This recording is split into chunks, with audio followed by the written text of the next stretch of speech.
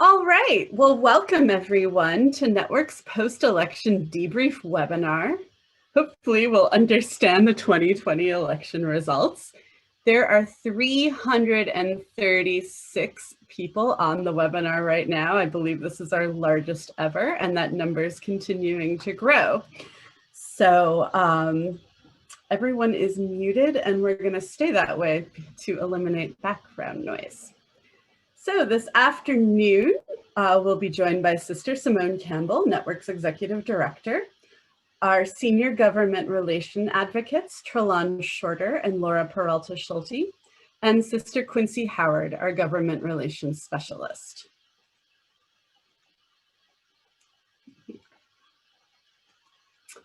Just two quick notes about Zoom. We do have closed captioning this afternoon. So if you pull up your toolbar, you'll see the little CC closed caption. And if you click that, you will be able to get captions if you need them. They are auto-generated, and so there'll be a little bit of a time lag, and they're about 90% accurate, so there might be some funny misspellings, but for some of you, I think it could be helpful if you need it. Also, some of you are chatting us already. That's great. If you have a specific policy question this afternoon, we would appreciate it so much if you could type it into the Q&A box. That really helps us monitor your questions better than the chat, just in terms of seeing them and knowing who's first and things like that, and also checking off if we've answered them. So please try and use the Q&A box when it's time for Q&A. If you are saying hello or have a question about, just something in general, feel free to put it in the chat.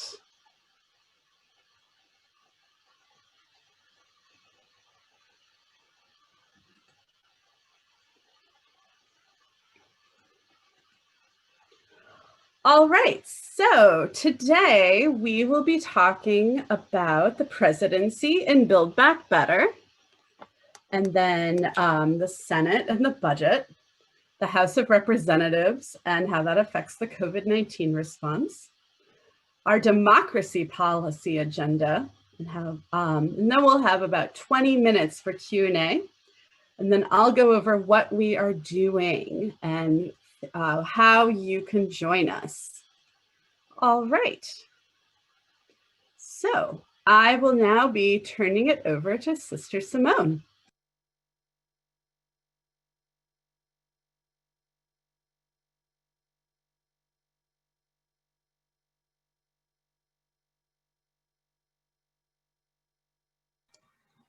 Sorry, we had a little trouble with the unmuting there. Well, this is a much better webinar from my point of view than the one I feared a bit over a week ago. So we want to talk a little bit about where does this stand. President-elect Biden has been declared the winner of the election. There is still time for recounts and a variety of other things that I'm going to talk about. But let me just give you some of the numbers. So currently, President-elect Biden has 290 electoral votes. He needed 270. What is happening is the states of North Carolina, Georgia, and Alaska are still outstanding. In Georgia, Biden, the last time I checked a little bit ago, was up by 12,000 votes. In North Carolina, Trump is up by 80,000 votes. And in Alaska, Trump is up by 50,000 votes. So it's expected that Trump will get both North Carolina and Alaska, but that won't bring him anywhere near 270. And that Biden will end up with about 306 electoral votes, which interestingly is exactly the number of electoral votes that President Trump got in the 2016 election. The other issue to be aware of is in Wisconsin, Michigan, and Pennsylvania, the Trump administration or the Trump campaign has noticed their intention of requesting a recount. And in Wisconsin, Biden is ahead by 20,000. In Michigan, he's ahead by 150,000. And in Pennsylvania, he's ahead by 50,000. The historians tell us that the most any recount of a statewide election has ever shifted was about 400 votes. So you can see with those numbers, it's not likely that a recount will make a significant difference. Okay, so that is the current state of play. Let's go to the next slide for a bit of education on what happens next. Okay, this is a bit like a maze. You don't have to worry about all the dates, but I wanted to make sure that you had a sense that there will be an end to this at some point. So this shows the presidential election timeline, and we see we're now only in the second circle. It may feel like we've been in this a long time, but we have until December 8th. On December 8th, there's a requisite that any disputes be resolved by then. Now, what that means is all recounts have to be settled, any litigation needs to be settled, and this is statutorily mandated by the 8th.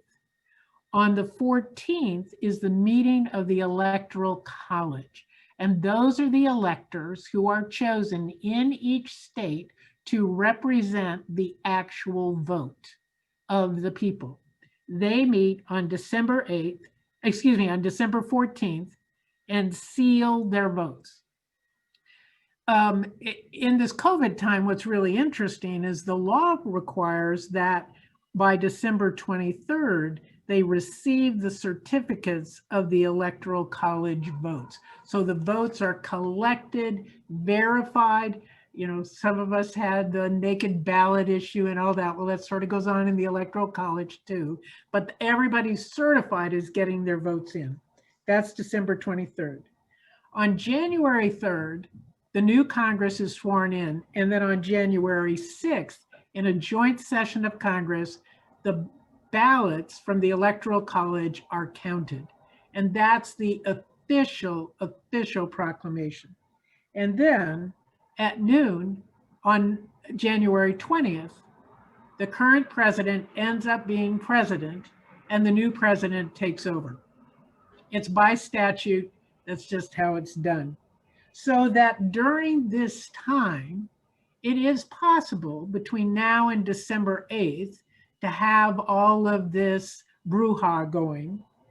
And then we have to then be prepared to insist that it's a December 8th deadline. So there's probably going to be some litigation around that.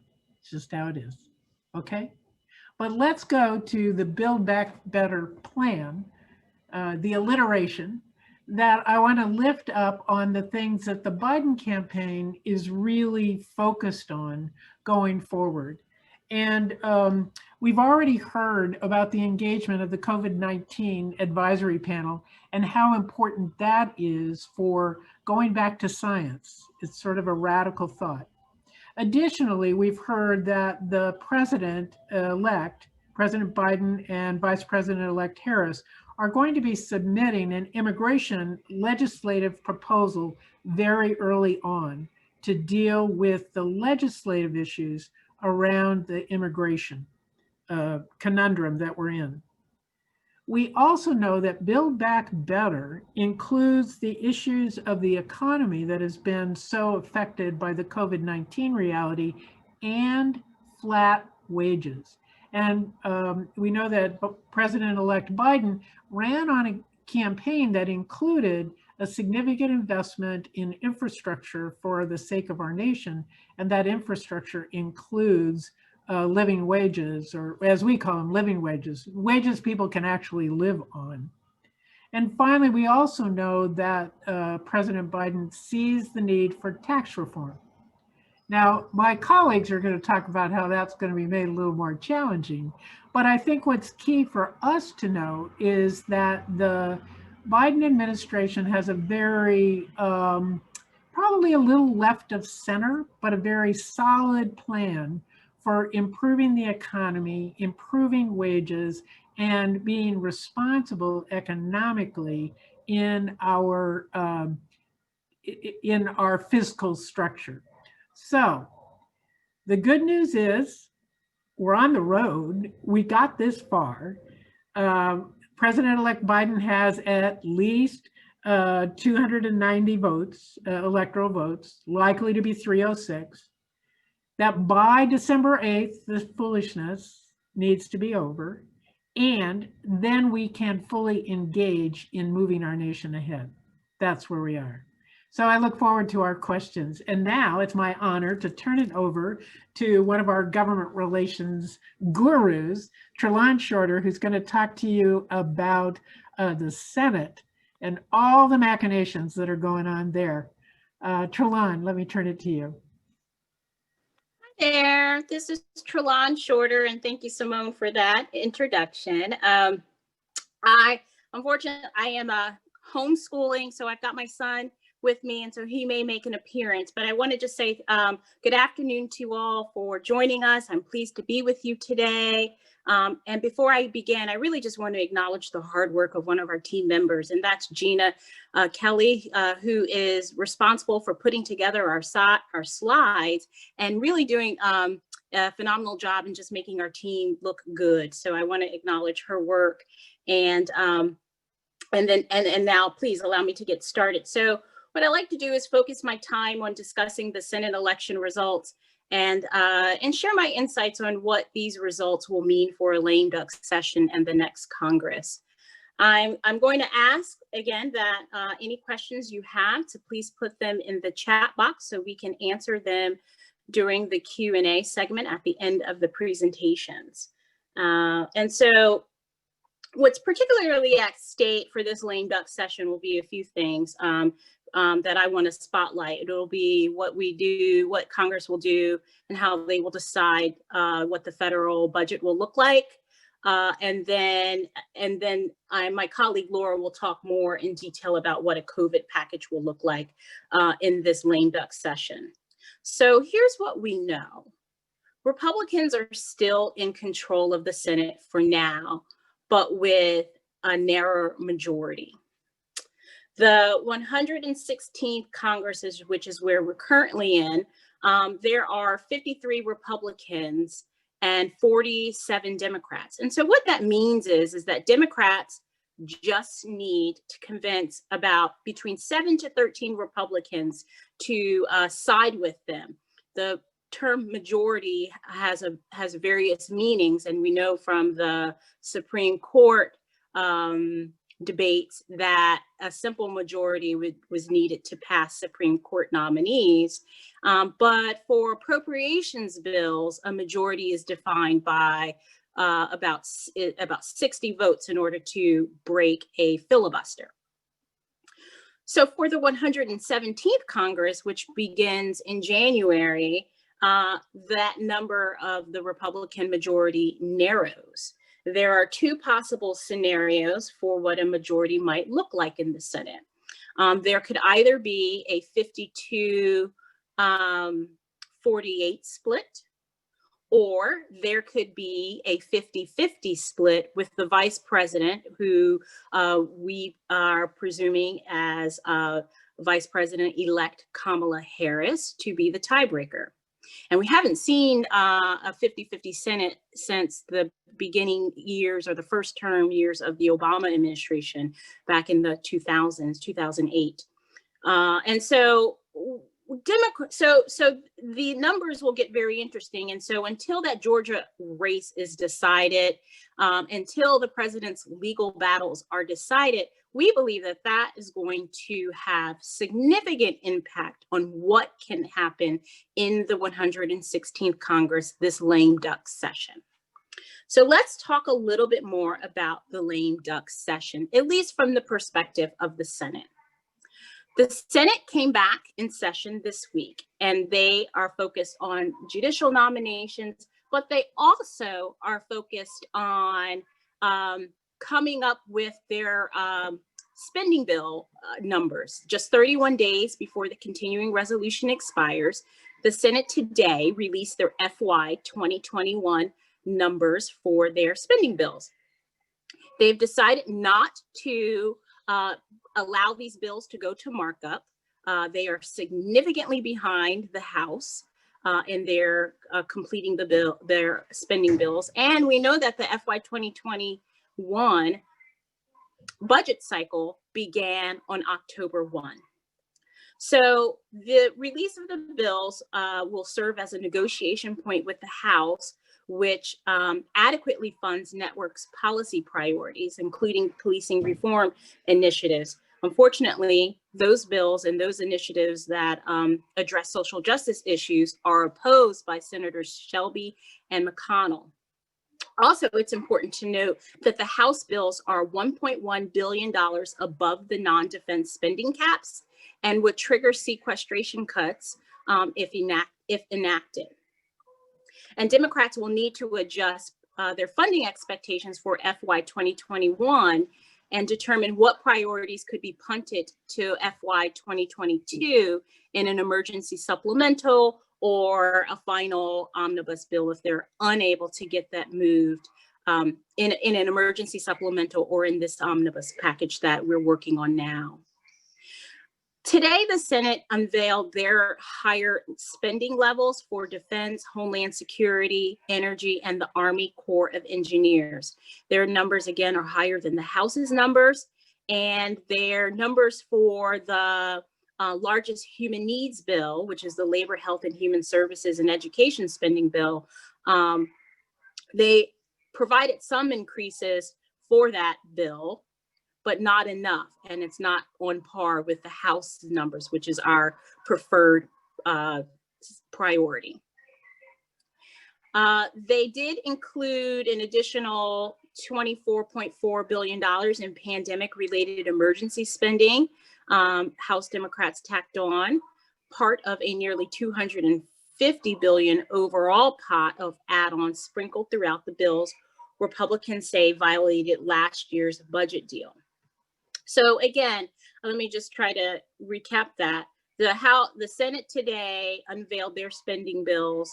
They allocated their numbers and put more funding for defense and Army Corps of Engineer projects and less money for domestic human needs, although putting a little bit more money for the Labor, Health, and Human Services bill because it factors in some pandemic-related emergency spending. So, like I said, we're uncertain as to how the Republicans will end the lame duck session. There had been talk among the Speaker and the Senate Majority Leader McConnell in putting forward a coming together to finalize a omnibus spending package. But as you hear more and more Republican leadership talking about the need for the presidential election to proceed through a legal process, I'm not sure if that creates, if that slows things down or creates any sort of goodwill towards completing the spending for the FY 2021 appropriations cycle. So I'll stop there and encourage you to put your questions in the chat. And I'm going to turn it over to my colleague, Laura Peralta-Schulte, to talk with you about what this means for the House of Representatives.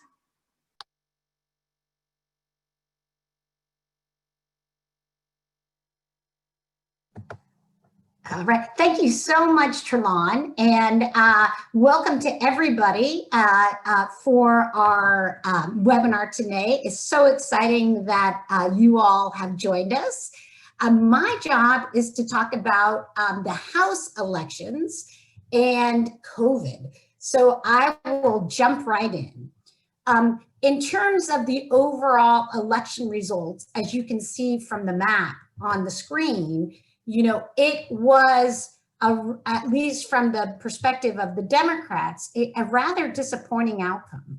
I think it's important to remember that as we were moving very closely to the election, we were hearing, and the Democratic side in particular, was hearing that we were likely to pick up a number of seats, specifically in the House and even in the Senate.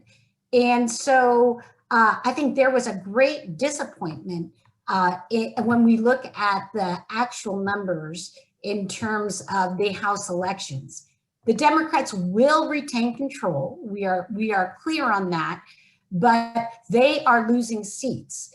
And just like the presidential election, where there's a question of the outcome, you know, we still are waiting for many of the seats to be called. There's only 413 of the 435 seats that have been called. But it is clear right now that from the Democratic side, at least, there's some disappointment. That is leading to a very interesting political discussion on the Hill, and a discussion about issues of leadership and a discussion about how the party should move forward in the 117th Congress. In terms of the structure of the House, the Democrats will, under the Speaker's office, will be back in town next week. They and the Republicans will formally begin choosing their leaders. On the Democratic side, we expect status quo, meaning that Speaker Pelosi is not expected to be challenged, nor are her senior leadership team. But there is, because all three of them are 80 and have been in power as a team for the last 14 years, you are starting to sense kind of a feeling by newer members about times needing to change. But at this point, there is no change that we expect.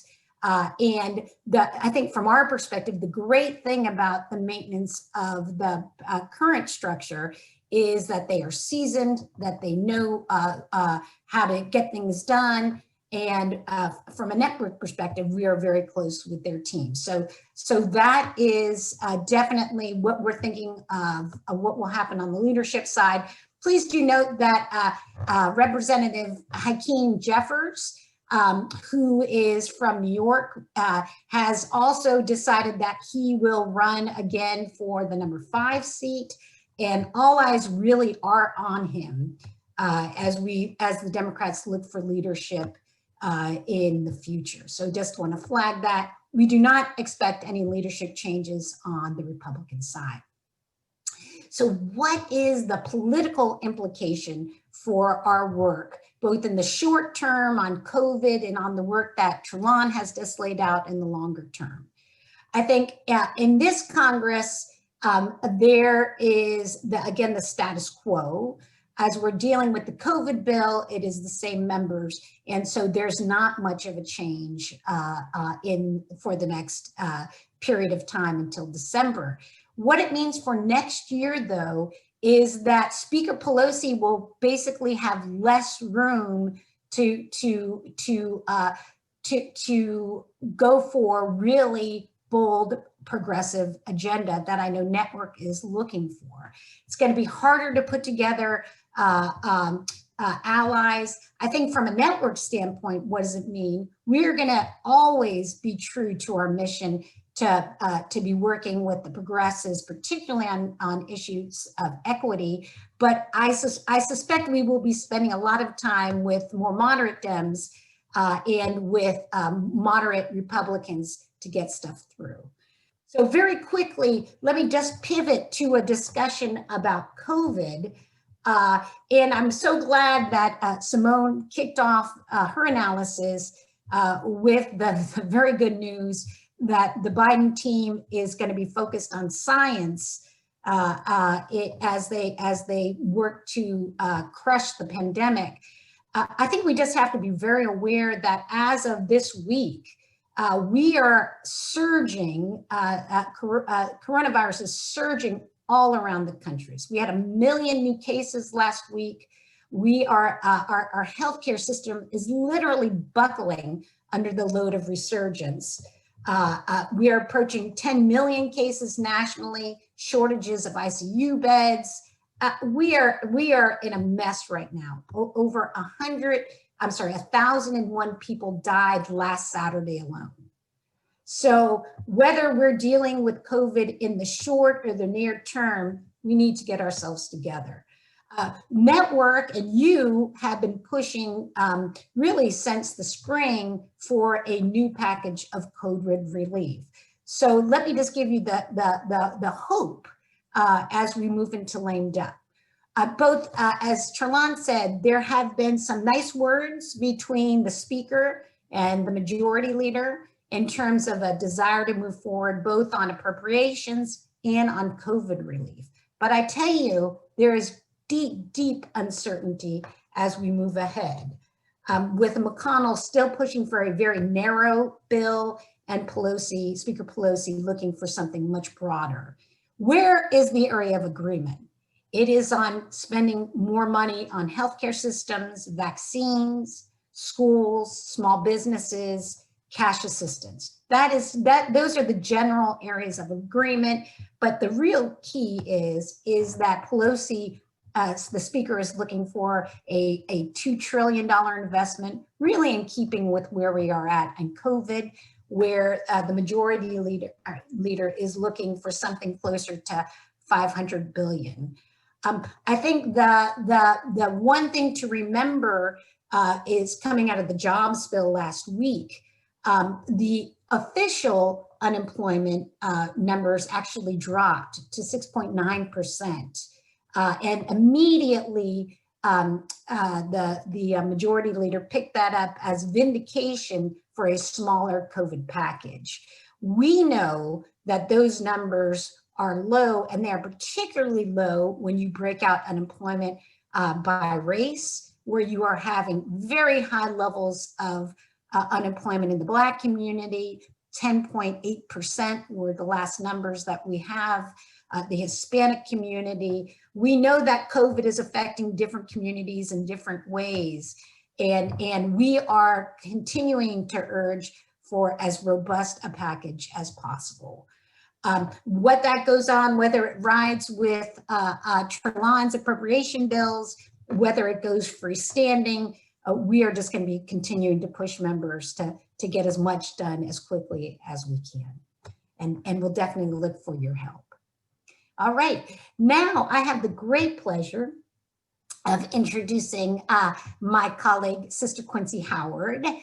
Quincy is a leader on our government relations team, but she has also played a very critical role for the broader faith community in coordinating her coordinating director position for Faithful Democracy. So Quincy, I'm going to turn it over to you to brief folks on where we are, very important initiatives. Thank you, Laura and team. I am thrilled to be here with everyone today. I'm kind of blown away by the attendance on this webinar, so thank you for joining us and sharing your time with us. So I'm going to talk a little bit about the election outcome and democracy reform, because that is really the focus of my efforts at Network. So I am thrilled to report that we have, for all practical purposes, had a successful 2020 general election. And that is no small feat. I would like to say that it went smoothly, but that couldn't be further from the truth, to be quite honest. I've been following the developments since March and knew what the implications were of having a global pandemic, or at least had an idea what the implications would be since mid-March, that it would really be impacting the primaries as well as the general election and how those played out, which it did, as we're all well aware. We saw since April is when the president himself started messaging to undermine the public's trust in our systems, and that those efforts on his part only ramped up over time and really reached a crescendo in the weeks before November 3rd. We also saw that the Senate, the Republican-controlled Senate, failed to pass any meaningful election funding in the COVID bill that never passed. which Laura was just alluding to. So we still have a COVID response bill that we need to get passed, and we failed to fund our elections to support election officials in that process. Everyone, I'm sure, is aware of the confusion and, in some cases in the primaries, really the chaos that unfolded in states and local jurisdictions trying to prepare themselves for administering elections in a pandemic. We also saw in some places court-sanctioned voter suppression, as well as state legislators that failed to act and respond to the needs of their election officials during a pandemic.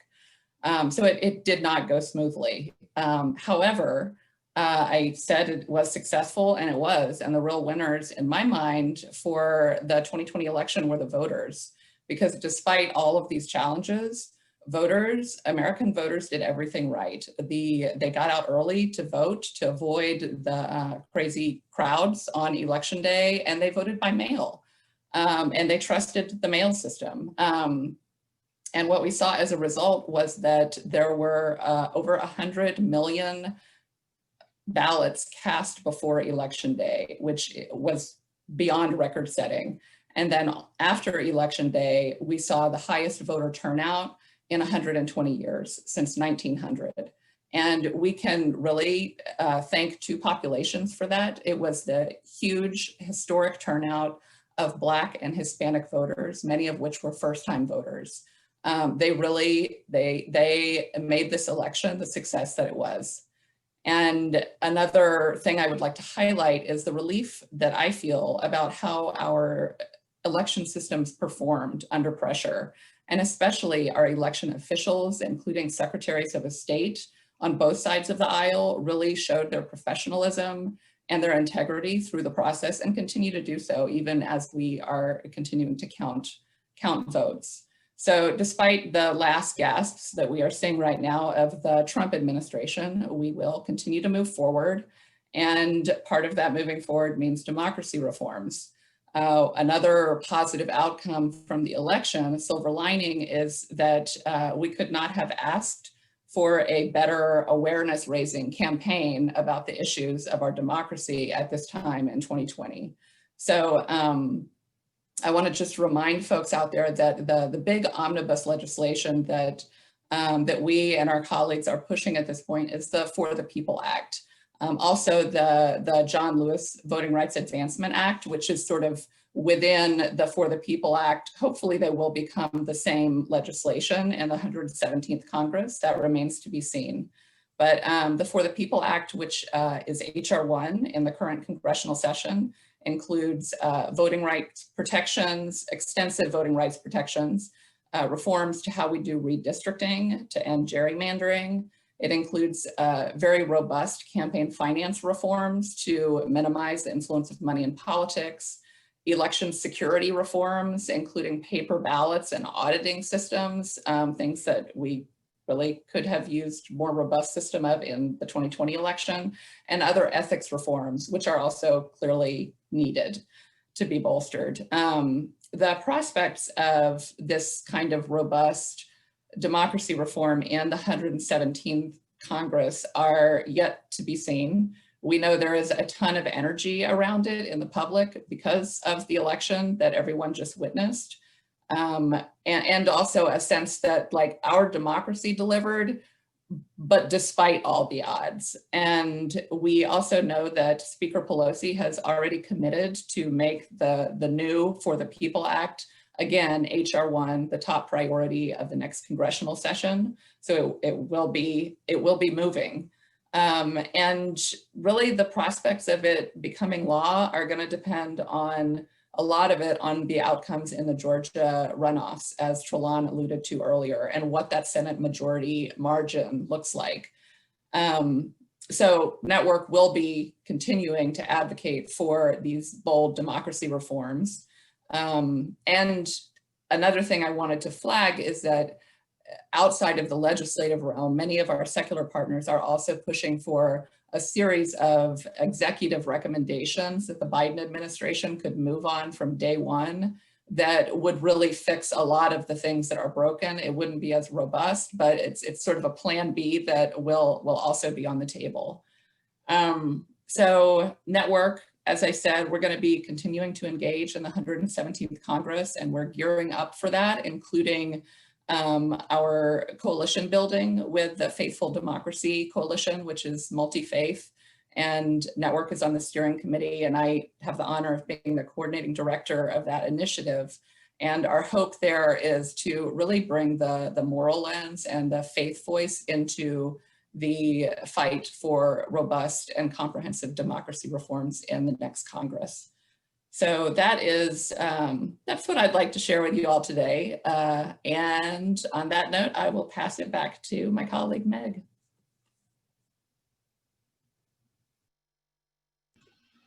All right, well, thanks so much, Simone, Tralonne, Laura, and Quincy. So now it's time for Q&A, and a lot of you have been faithfully typing your questions into the Q&A box, which I appreciate. And I know that my colleague Gina here is also monitoring the chat.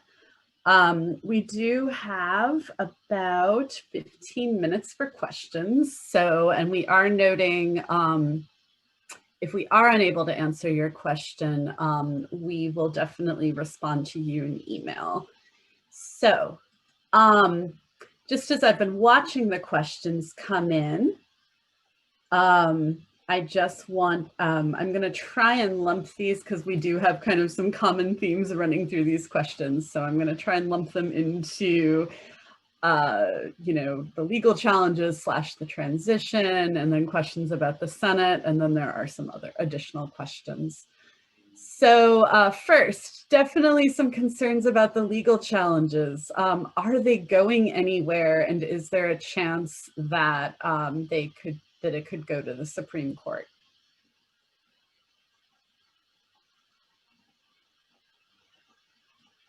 Whoops, Simone. Could my panelists just all unmute themselves? Not allowing us to do it, Meg. You have to do it. Oh, I'm so sorry. Okay. Well, it's possible it'll go to the Supreme Court, but right now, none of the challenges have any substance that really would go to the level of really a question. All these cases are getting thrown out at the very first hearing because they don't have a substance. That's the first thing. The second thing, though, is that each state election is run by their own Secretary of State for that state.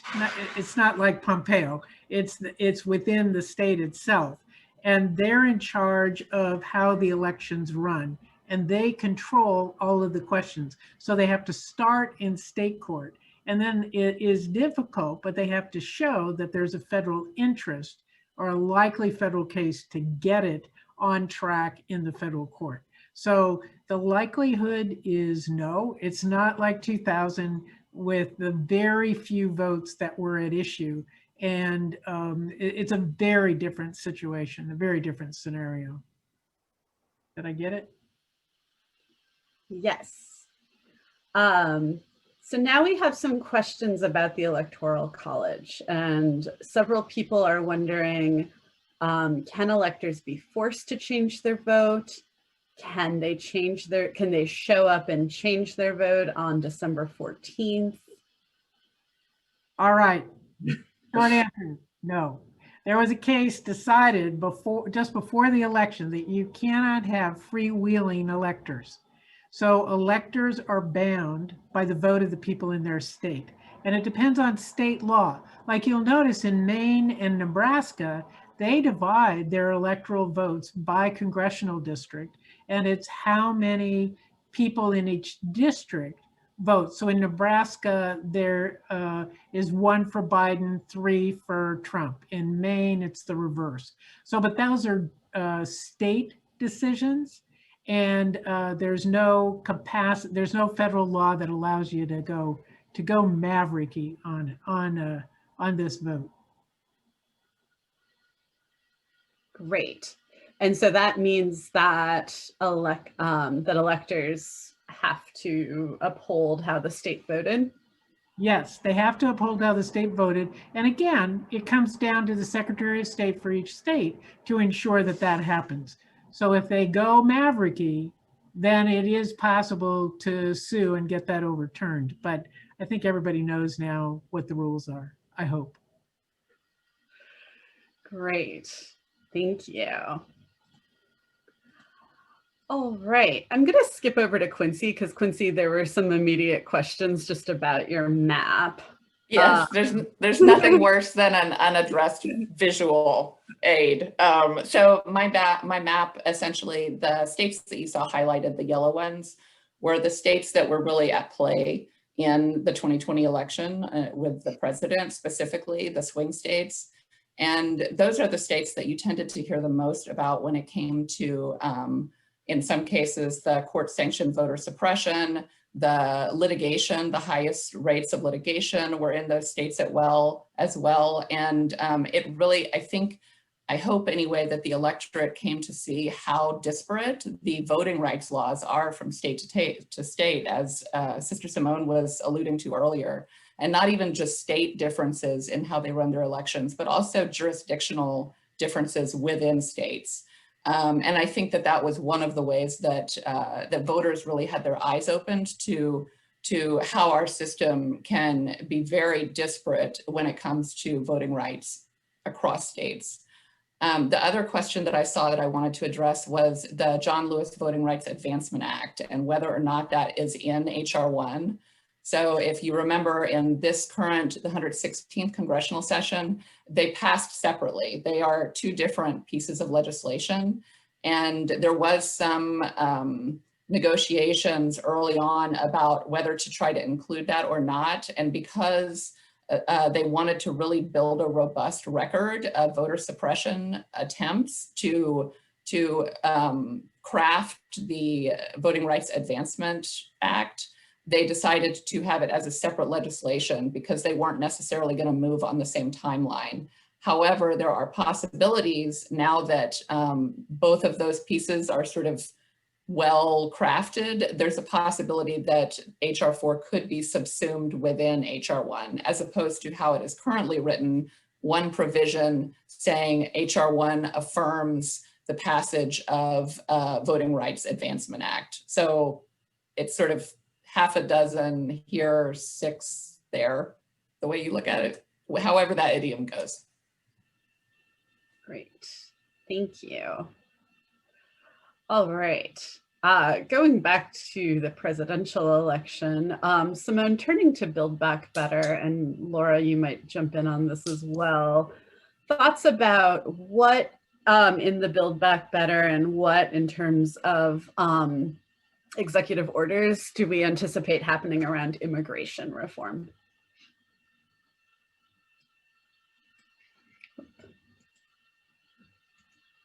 Sorry. All right.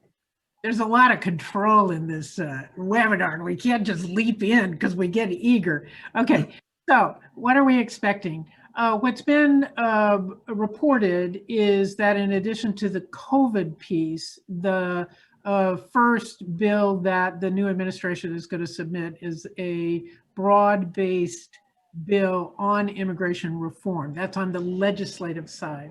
And then there's a long list of regulatory changes. Now, these regulatory changes have to go through the same regulatory process that the old ones did. So it's going to take a little time, but they also have discretion about enforcement. So in that, so there will be legislation proposed. A lot will depend on, as Tralonne's saying, on what the Senate looks like, what's going to happen. And then on the regulation side, they'll go through the process, but I believe the expedited process, the fastest any regulation can change is about 90 days. That's if you expedite it quickly. So it is expected that the transition team is prepping to do that. That would reverse the most horrific aspects of the Trump administration. Laura, do you want to talk more about the legislative side of things and what you're hearing? Yeah, I think you really nailed it, Simone, because it is really dependent on the configuration of of the Congress. I just want to affirm something that Quincy said, because you do have amazing organization that has happened now in the immigrant community. And I think because of the strong participation, both sides see an opportunity to build their bases or to continue to build their bases. So often in the legislative side, it has been, you know, kind of the Democrats who have led on many of these issues. But I think we'll see, depending on what happens with a smaller margin, you know, a growing number of particularly moderate Republicans that are willing to lean into the issue to move things forward. So I guess we are cautiously optimistic that there could be progress. Clearly, as Simone is saying, you know, a lot of where the movement is going to be pushing, at least up front, is on the executive side. But hope springs eternal. I think COVID has really made so many things clear, one of which is how essential the our immigrant families are to our economic survival. And that is not to minimize them into a role as kind of a key economic player, but there is a recognition, particularly with Republicans that we talk to frequently, that it's a broken system that needs some change. Can I just loop back into what I was saying before, because I saw one of the questions about Attorney General Barr and Barr's statement yesterday, well, that they can investigate if they find anything. What was notable about Barr's statement, and one of the staff did resign over this because it is not the purview of the federal Attorney General to meddle in this, but the only sort of good news about this is he did not mandate investigation. He didn't order specific states. He just said, if you see something, investigate it. And so that's seen more as a toss to Trump and to Trump's feelings than it is about actual litigation or criminal investigation, because it is to the states to do this work. Because ironically, Shelby, the case of Shelby that undermined much of the Voting Rights Act that Quincy was talking about, took away the federal interest in enforcing federal standards for the Voting Rights Act. So the very thing that has made this election more difficult has in fact right now made it safer. Thank you. Okay.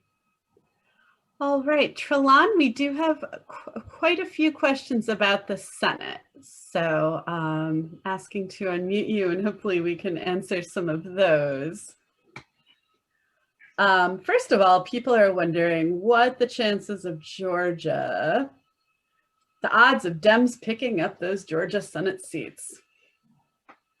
Oh, that's a great question. And if I knew that, I would, we would have world peace, and I'd be one of the biggest philanthropers on the world, in the world. But we simply just don't know the answer to that. And you know, what we do know is that advocates throughout the country, on both sides, right? On both sides are going to be making their way down to Georgia. We all have Georgia on our mind, and lots of resources are going to be funneled into that. I think the thinking among us as lobbyists who have to be practical, we are going to hope for the best, but prepare for the worst. And for us, the best is that there is a flip and both seats are able to be flipped. We believe that the work that Stacey Abrams did in the state of Georgia is going to really have some more resonance with the folks in Georgia. And so we know that people of color will play a significant role, but we at Network are also looking at ways in which Catholics and people of faith, especially since the Raphael Warnock is a pastor, so at a church in Georgia. So and so we do have some know him ancillary, and I think Simone knows him in a capacity And so we will be, doing what we can to support and pray for the best case scenario to happen. Great. I have a couple more questions about the Senate here for you, Tralonne. If we do get to that, if we do have that miracle in Georgia and we have a 50-50, how are priorities decided, or how is that, who decides what bills come up for debate? That's a great question. So I'm thinking about when Arlen Specter and their flipped the Senate and made it 50-50, like I said, in the first term of President Obama. And then I'm also going back to when Jeffords from Vermont was an independent. And so if I understand it correctly, or remember the history correctly, the Democrats control it's determined. I guess the determination is made based upon who is in the White House and what party controls the White House. So, so that is sort of how that will work. And I think they chaired. And then in terms of ratios and committee assignments and chairmanships, I believe those went to a joint chairmanships, and the ratios were equitable. Meg, can I get in just for a minute? Because I think we just have to look at the true issue that we're dealing with right now in COVID. COVID doesn't go away quickly. Even if we get a vaccine, our infrastructure to deliver that is not set. We expect unemployment, particularly in Black and Brown communities, to be long-term, not short-term. That was really a learning that we got out of the 2008 recession. And frankly, what the evidence shows is that the supports were not good enough, long enough to get people out and back to work quickly, so that it actually extended the recession. So there's a pragmatic piece to this, that we are in the middle of a pandemic, and that will have to be dealt with, and dealt with well. So that is why I think when Simone was talking about the president-elect setting up his healthcare task, that will be the first order of business. And I think then the bandwidth of what comes next really moves forward. We are hopeful that all of our issues move forward, particularly democracy reform that Quincy laid out. Great. Well, we have almost come to our hour, and we have so many questions, but as I said, Gina and I have noted them, and we will definitely respond over email. We will make sure the right person gets the question on our presenters today. So there also, of course, is a theme about healing. And so I just wanted to assure you that there are lots of ways that Network is going to be moving forward in keeping people engaged and keeping the conversations going around bringing our country together around that unity platform that we heard Biden talking about.